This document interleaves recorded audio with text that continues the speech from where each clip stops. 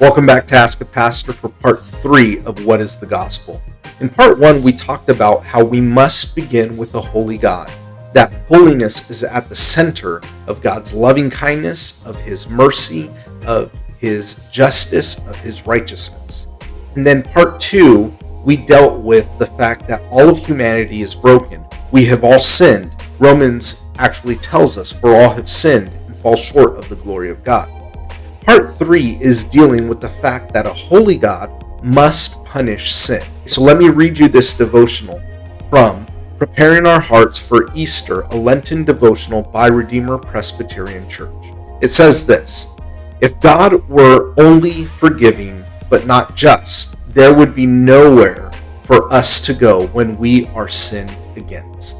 But God's holiness will not tolerate injustice. As comforting as that sounds at first, we also are unjust. So unless there is some remedy for us, we will be judged with the same judgment as our oppressors. Now, what that is saying is that when I'm sinned against, I can take comfort in knowing that God will punish that sinner who sinned against me. But the downside is that when I sin against someone, when I've sinned, I too must be punished.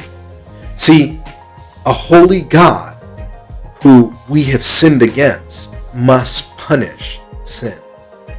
Stay tuned for part 4 of What the Gospel is. God bless. We'll see you next week.